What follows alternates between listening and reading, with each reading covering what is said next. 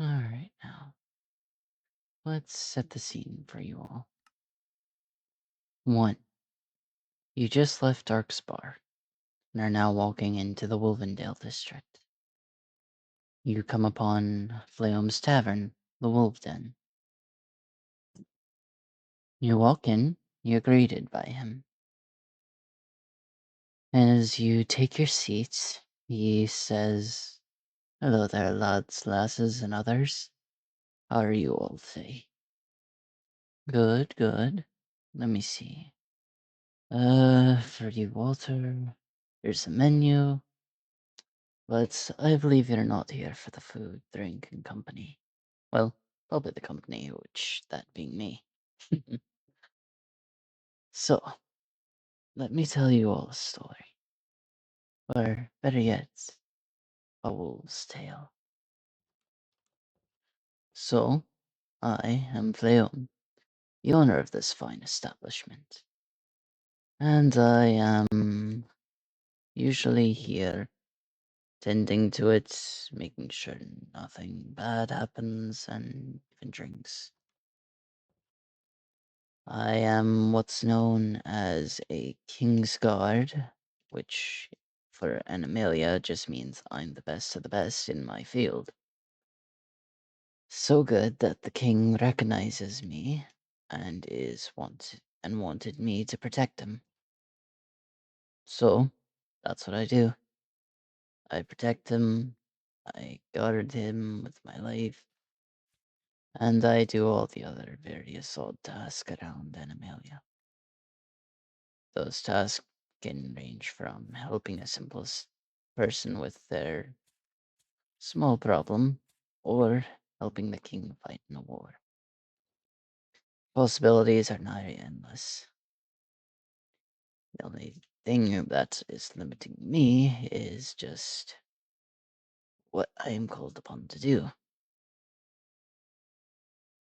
Now, there are others, 10 to be exact, 5 boys, 5 girls, all of which are excellent in their field. Picked through various challenges that are held once every 30 years. No, not 30, it was 50. Right?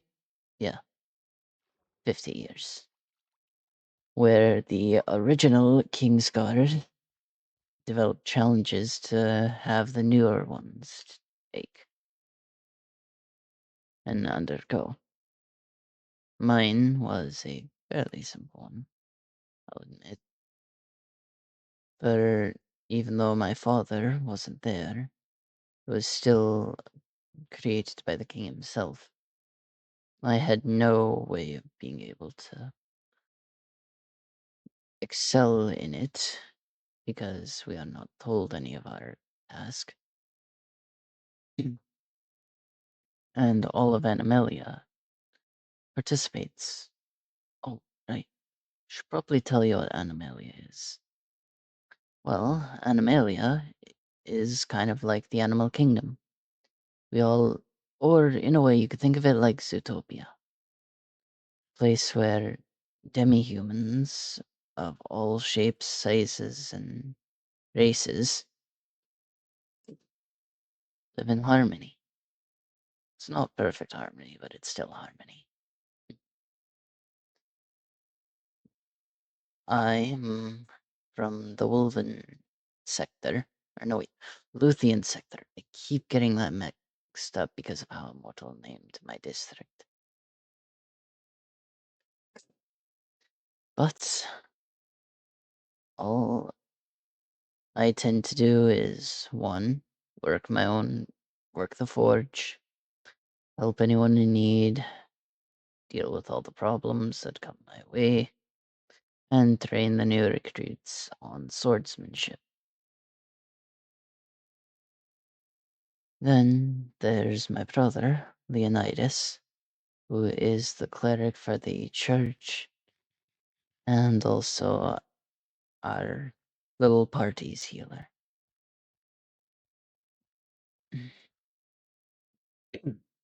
Sorry about that. Then there's the theme, the youngest of the two twins, which I believe you know Leonidas and Fleum are twins, and my younger siblings. If not, now you do.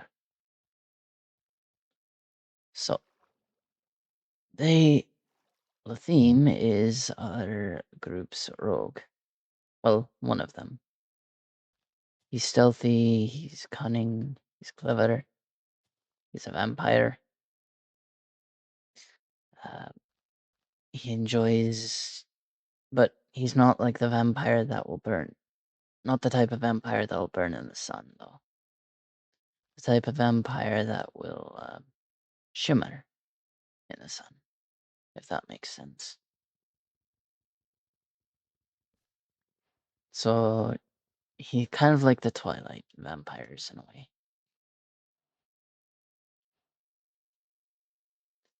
To where he is going to more than likely be found either one at home taking a nap or just sitting bored reading a book. Or he'll be at his winery making his delectable wine. Which I do have a bottle, but that's only for the older of this group. The older ones of this group. I can't I can't allow anyone to outright drink. Or, or else Immortal's gonna get very mad at me. I do not want to deal with him shouting at me for letting y'all drink. And then not remembering all of the things I tell you. And also the next person you'll meet will be mad. Because he'll be too drunk to remember and such, obviously. Anyways, getting off that rant. Uh, let's see. I said I'm a blacksmith. Or I said I do blacksmithing. To where I more or less forge my own gear. But I don't. I tend to do mainly the inlays for my own gear. Otherwise, I mainly just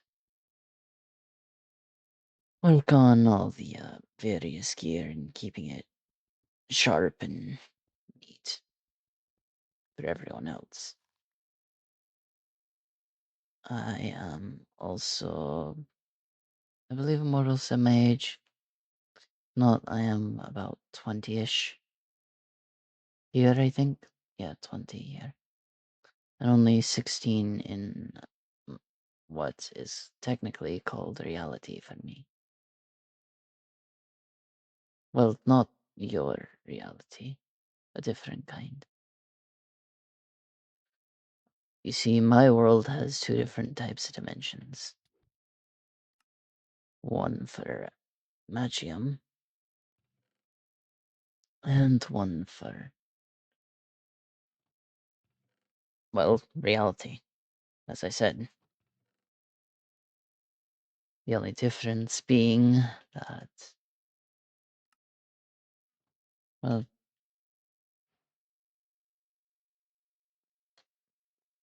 time moves differently and there's no magic.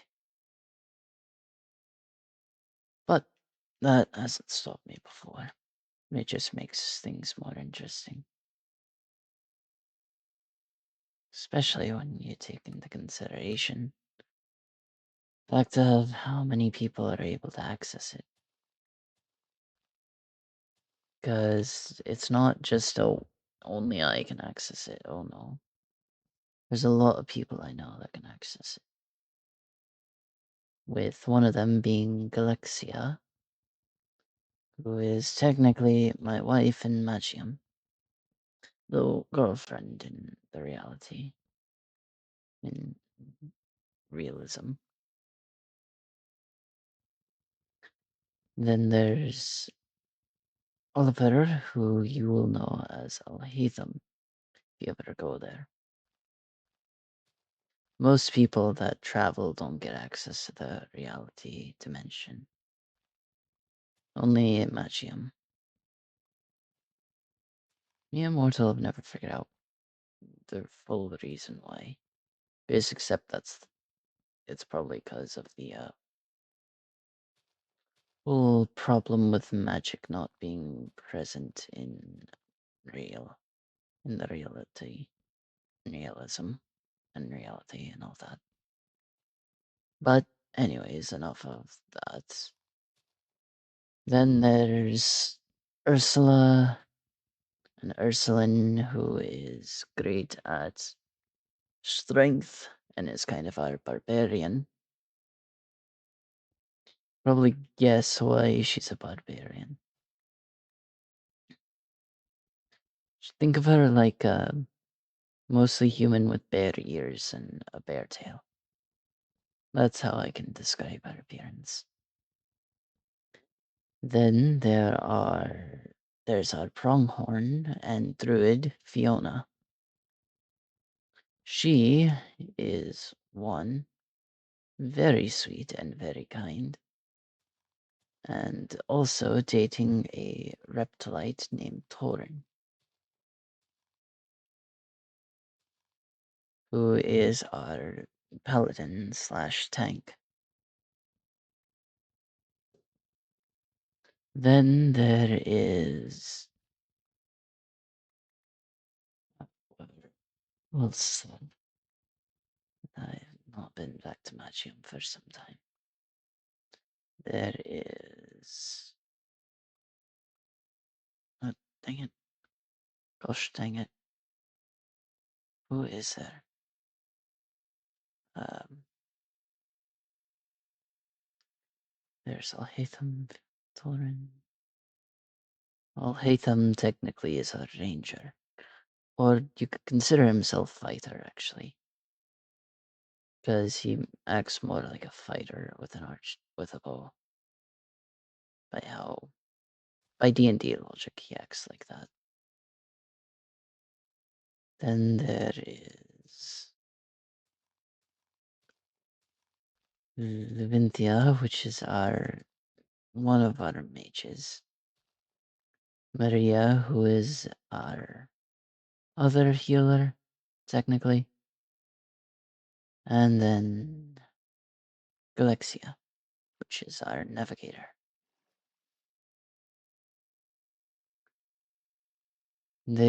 We are basically what make up the King's Guard. And we are always just out for adventure, all that. But also, a fun fact about Animalia. I actually live in what's many of the old folk consider new Animalia. Because the original site is just a mile north and it's just a statue left over from the old one. Statue and a sink and the ruins of the castle. Because it got blown up by two adventurers back in the day. No one quite knows their motives, other than just they blew it up. And only 4 people survived. Otherwise, there isn't really an explanation for why it was blown up or any of that.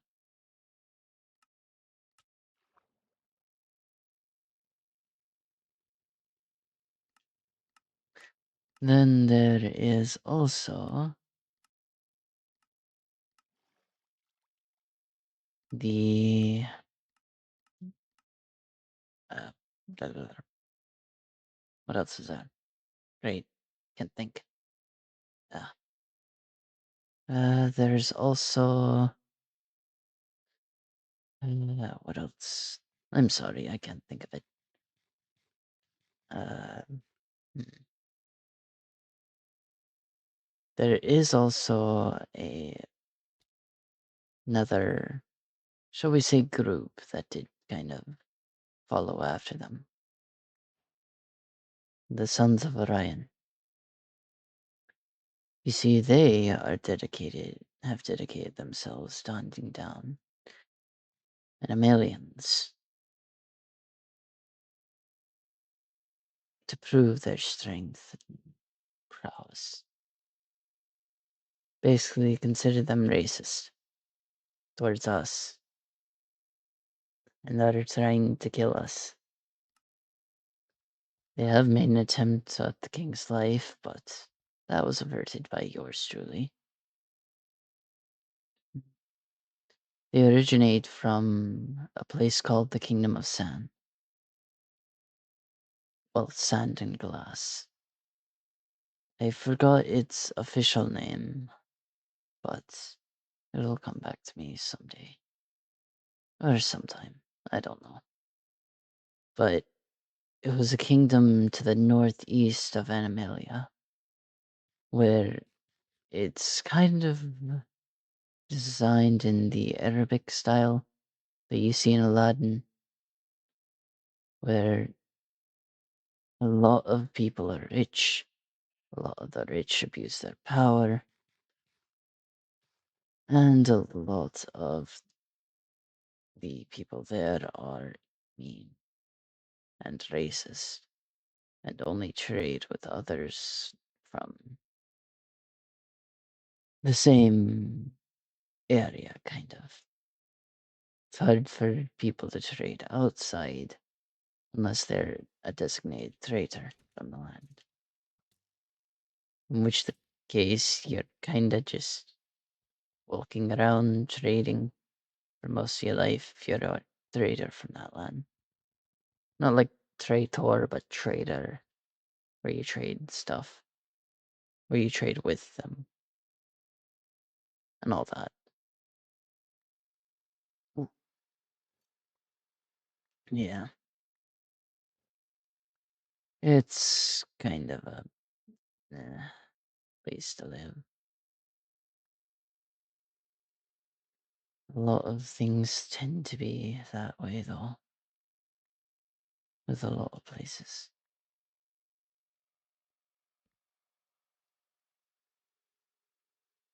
And then there is. Gotta run 1 second. Then there is also. Actually, no, I think that's about it.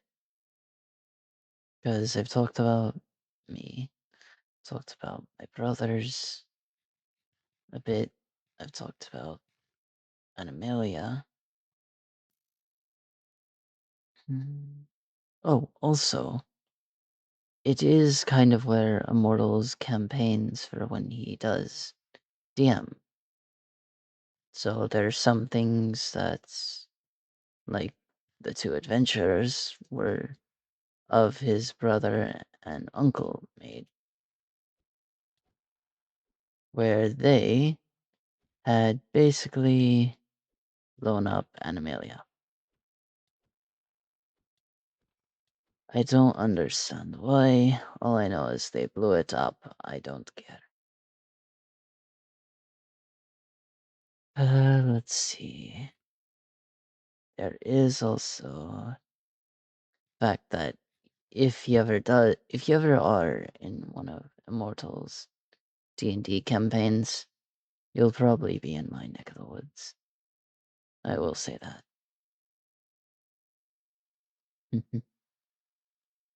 I've been to many different high fantasy worlds as well. Like Skyrim, I've been there. I actually have tamed Alduin as a dragon. But how I won't be sharing. How I did it, I won't be sharing. That's a little secret between me and Alduin. But he gets fed, get to ride on him and do all sorts of cool stuff. There's also the fact that I have two other dragons I take care of. And that seems to be about it. I guess since you lot are finished with your food and drink, I'll be sending you on your way. Until we meet again, may your roads be warm, your travels safe. Farewell, all of you.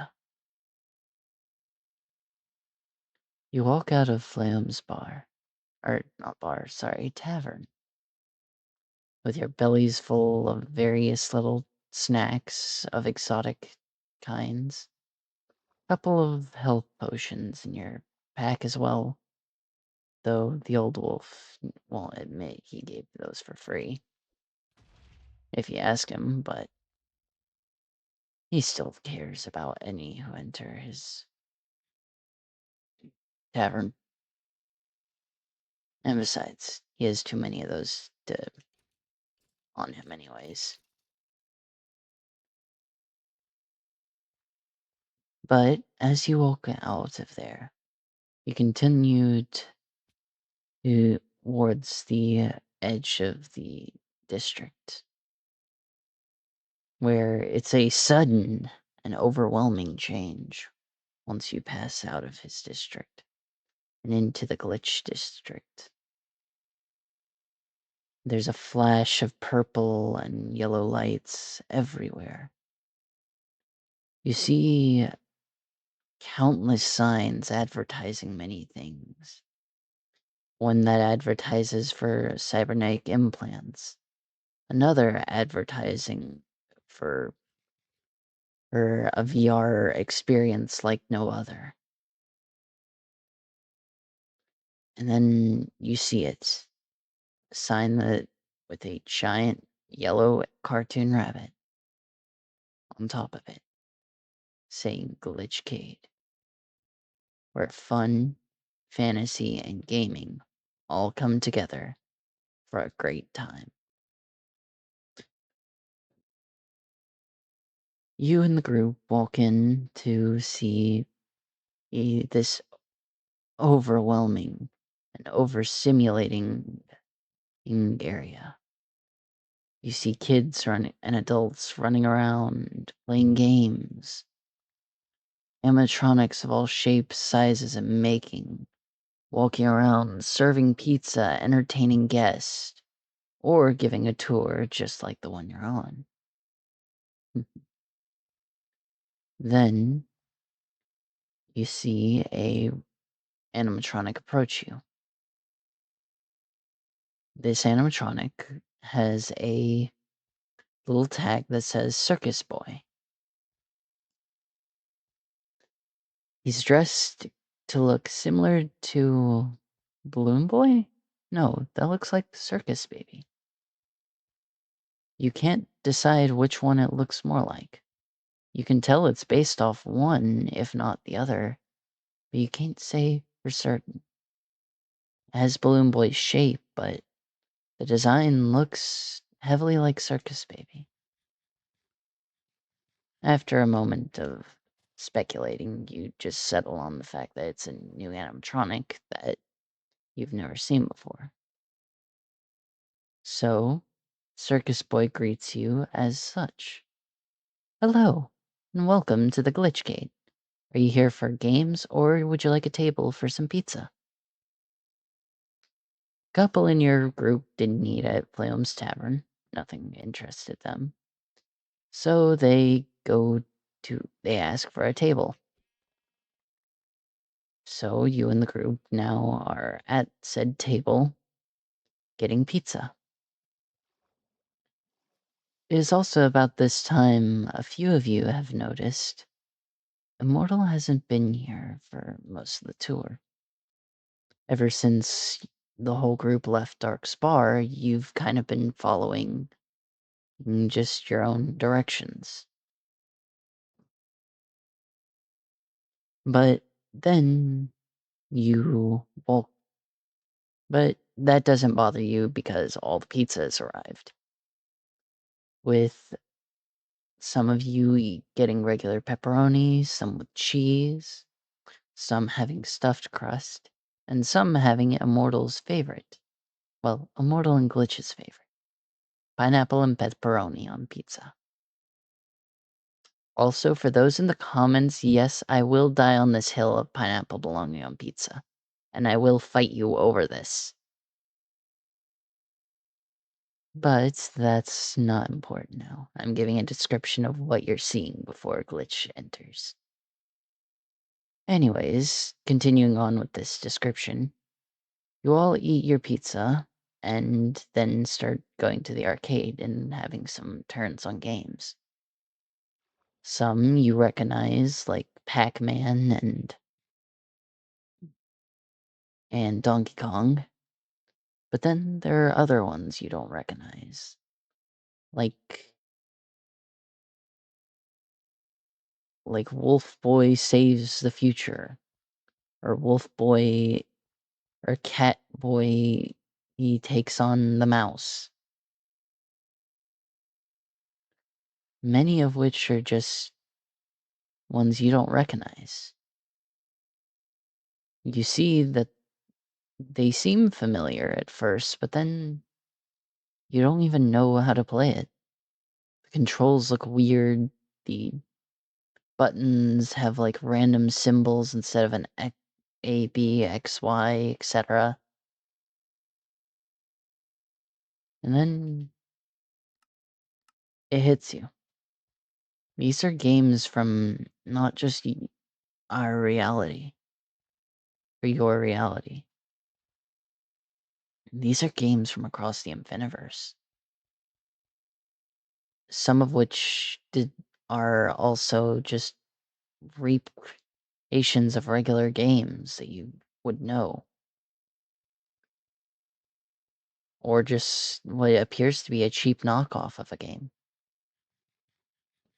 But it actually works really well. Some of which some of you may have had ideas about making, but never told anyone. Only to find the games that you thought of were right here. You then all go back to your booth to relax after a fun amount of time of playing games. Then you're approached by a man. Well, man? Teenager? It's hard to tell. He looks to be in his early 20s or late teens, who just sits at the booth. You know he wasn't with you at Dark's Bar Fleum's Tavern. He's wearing a yellow coat with a purple undershirt and a bright yellow rabbit mask with purple swirling eyes.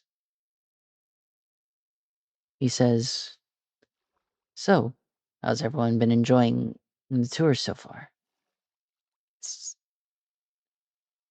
Some of you say it's been good, some of you wish that there were more interesting things, but you still say you had fun, either way. Or you say you didn't. That's up for you to decide. He nods at all the answers given, though, and then says, "So, I take it you all are here to meet me, Glitch. Or should I say the Glitch Kid? You all realize who the person is. The Glitch Kid, aka Glitch, leader of the Glitch District and owner of the very establishment you're in." Hmm.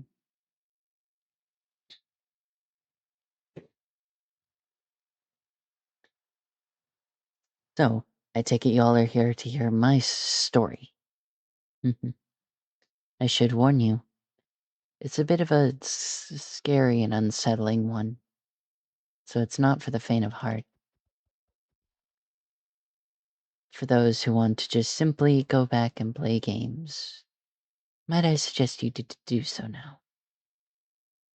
Because you are probably not going to enjoy some of it. But if you wish to stay, you can. Some of you who are squeamish and don't like and are put off by his warning, do stand up. He hands you some extra tokens for the arcade machines, as well as a voucher to some of the attractions and rides. But for the rest of you that stayed, he orders an extra slice of the pizza that each of you ordered. and begins. So, my story begins with me back in the 1930s. I am actually somewhere in the hundreds, 100-year-old-ish, 60, 100. I stopped counting after a while, to be honest. Days kind of blended together for me. But anyways, what has happened with me was that I was in a burger restaurant back when animatronics were starting to get introduced in the 1930s. Though they were called automatons and such back then, but to each their own. One was a big yellow. The one I was at had a big yellow rabbit as its main attraction. And no, it's not Fredbear's Family Diner. Or that is in the 1980s, not 1930s. But anyways, I base me and my two brothers, one of which you've met, Circus Boy, were kidnapped by a man in a costume, who, along with a couple other kids, but I'd long forgotten their names and they have long passed on, were kidnapped and taken to a lab to be experimented on. I don't know exactly what happened with my two brothers, but I just do know that they suffered a lot and that their bodies couldn't exactly handle it. Mm. But I can tell you what happened with me. You notice his face get sober, sorrowful, as if what he's thinking about is quite painful. Well, you know it's quite painful, but you see him wince at the thought of what he's been through. But for me, I have always been, shall we say, a bit of a sort of a survivor. So what they did was they put a lot of different chemicals into my body. Most of them glowing. Some of them are still in my blood, so if you'd ever see my blood, you'll see it's purplish black. But most of it has severely damaged my mind and severely damaged my body to the point in which I have to try and keep myself calm with this mask. It more so induces a kind of hypnotic state that calms my mind down whenever I'm extremely stressed. Or it will help enhance them to where I can use the power that is associated with this. But the last chemical they put in me was blood from a man that they found in a tomb covered in what appeared to be binary code on his body. It wasn't the traditional 1 and 0. It was just a dash with a circle all over his body. The only reason I found this out was by digging through their files before I escaped. But anyways, one I did get out, I found out what that blood was. It was the code for reality itself. The living code, as I like to call it. It's the actual lifeblood that flows into a person's soul. It's kind of a it's kind of like the reality stone from Marvel, or the opposite of the anti-life equation from DC, or the counterpart to that is how you can consider it. But anyways, one thing that is kind of sorry, too much glitching. One thing that tends to happen with it is that I have to do certain tasks to help relieve the mental strain it puts on me.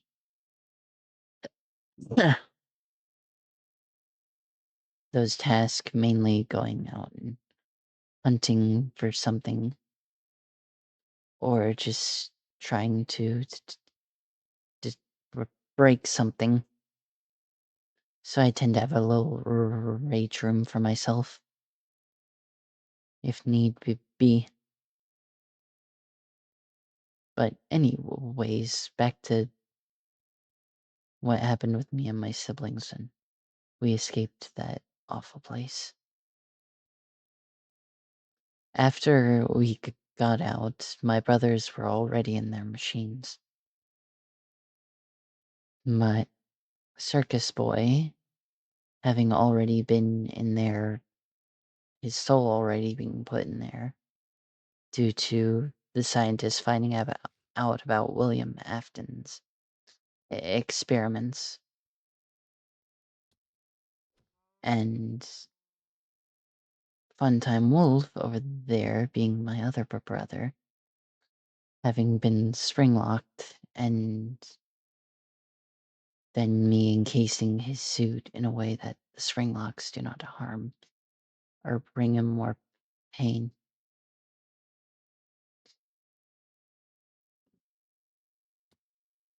Then, after all of that, I took various odd jobs in whatever Freddy Fazbear's or technical thing I could, since I was very good with machines at the time, and still am. But I did that for a while. Then I went to the Freddy Fazbear's Pizza Plex from FNAF's Security Breach, and had worked there for a long while as both night guard and technician. Although I was a night guard at some other Fazbear locations, but that's kind of how it goes. Regular stuff with the games, and then me sometimes befriending the spirits. Very rarely, though. Most of them are quite bloodthirsty. But anyways, I also did take a lot of time in the Pizzaplex and befriended the security guard, Vanessa, as well as the Vanny, and in a way I did technically get to save Vanny by making her not be corrupted by Glitchtrap. She, although Vanessa, on the other hand, I had no clue about, and had chosen to stay with Glitchtrap. but that's kind of how things go. Glitchtrap was also another person injected with the living code. No, I'm not going off no, we don't go off the exact canon of FNAF, but yes, Glitchtrap is two different people. Technically, Glitchtrap is William's eldest brother, with him being the younger of 3 kids, or him being the youngest of 3.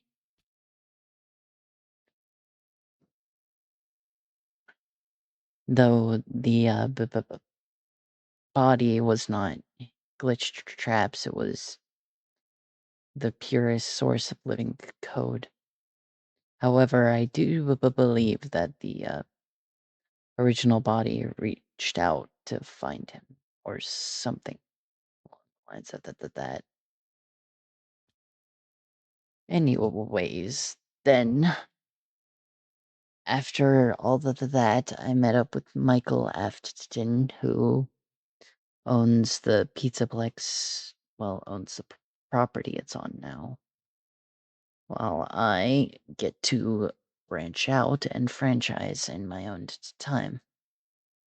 On my own time, and have the Glicthcade. The very establishment you're in right now.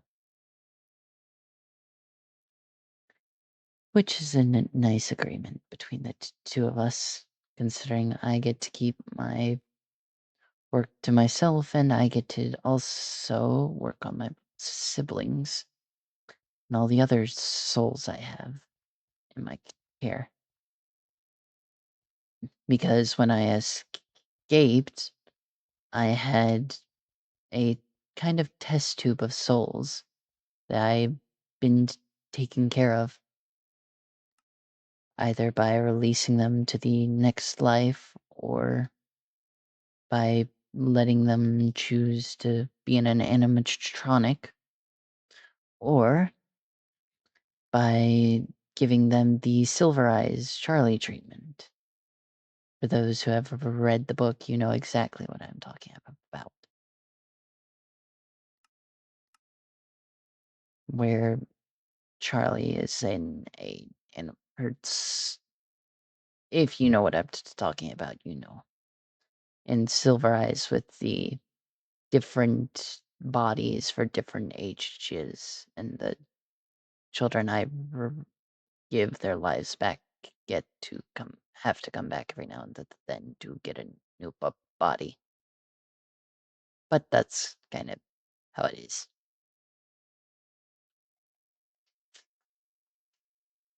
Anyways, continuing on, there's a couple you can see right now that are of those children. You have the daycare attendants I have, Eclipse and Lunar, which are Liam and Ian, respectively. Ian being in Lunar's in the Lunar animatronic, and Liam being in the Eclipse animatronic.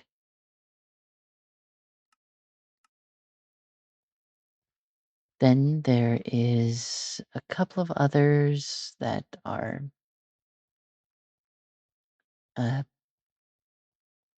well, there's one you can see the wires of him stretching across the corners up there.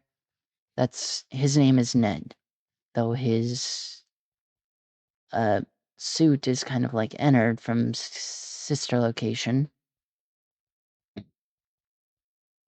But he's kind of our security and brains of the whole building. So there's also a couple of others walking around, but I don't think I can point them out. Some of them are well, almost all of them are friendly, but some of them are a bit hesitant towards people, certain age groups, and most of them are going to be useful for certain things. Like Ian and Liam are actually the two that I have travel with me. They tend to help me with more of the tedious work when I'm on business trips. So I've given them the ability to switch into a kind of suitcase form that allows me to store luggage in them, or in their animatronics. And I also have, dang it, what was that? No, the brewing stand. Then basically they can also turn into a kind of motorcycle if need be to help me get away. All of them can become animatronic suits, kind of like a spring-lock suit, but less dangerous. Or a kind of mech suit, if you would. That is built for a specific purpose or to help with a specific task. But then there is also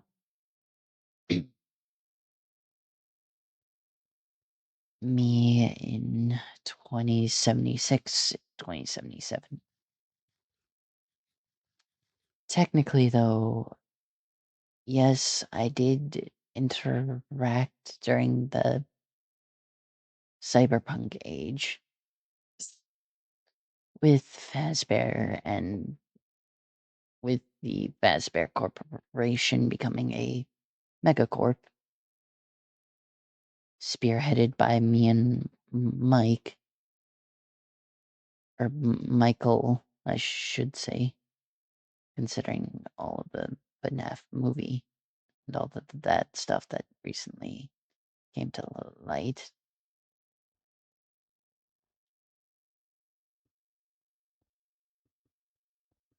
But me and Michael have turned it into a mega corporation where we mostly just work on animatronics, cyberware, and food, and making it taste better, because most of the megacorp food tastes like gasoline, according to a lot of the people in Night City.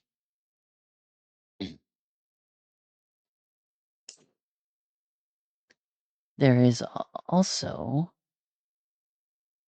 another bit of things that happen with me. I tend to be the guy that the other immortals, like Dark Fleum and Immortal himself, have come to for cyberware enhancements.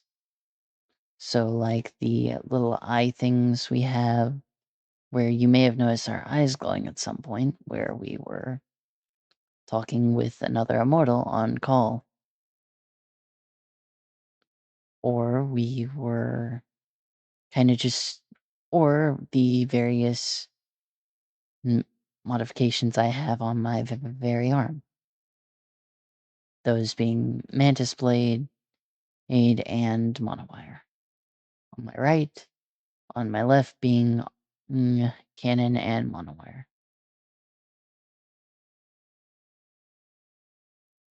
Having a double Monowire is very fun and very useful. In a lot of situations too. But then there is also my time with in 2077. Because one, the canon of what happens with V does happen, but you can also kind of consider me investigating it alongside me. So doing all the various hustles, gigs, side jobs, side quests, all of that I've done. But the actual main storyline of Cyberpunk you can consider to be a part of VVV. But I personally enjoyed that, as well as hanging out with the actual people in the anime. It's like David Martinez and all of them. But I believe that should be where we end this little blog post / discussion. Considering that we've kind of hit the mark of where we wanted to talk about. So, I hope you all enjoyed the tour of Immortalia.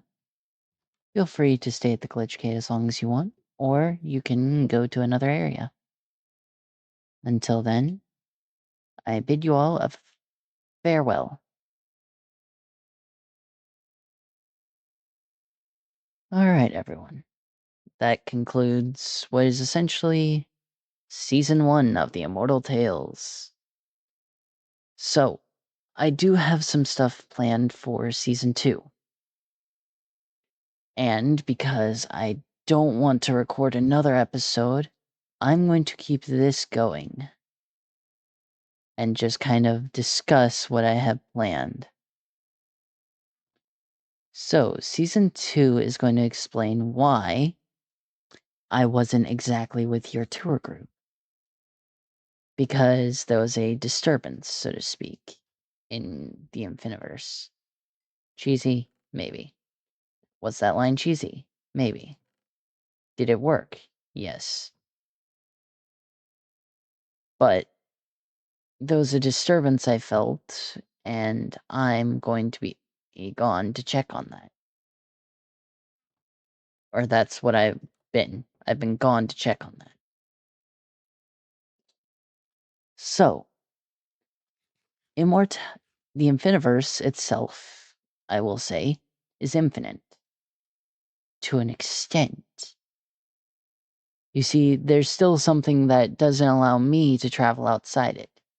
Yes, every person exists in the Infiniverse, but I am not relevant to that universe until they find the owner or the person from our dimension finds me, and vice versa. So, Season 2 is going to explain where I went to during the tour. Because I've been having adventures, and some guests have been into Immortalia. So, and I should mention, the edge of the Infiniverse is called the Central Limit Theorem, or CTL. That, if you know what it is on Rick and Morty, it's kind of like that, where it doesn't allow me to go outside of dimensions I don't exist in, or I don't know about. But it is weakened, and so people are coming into Immortalia, and I'm going out to adventure. I'm seeing new worlds and exploring new places, and I figured I'd bring you along with me. So, stay tuned for Season 2 of the Immortal Tales. The adventure continues then. Farewell, everyone.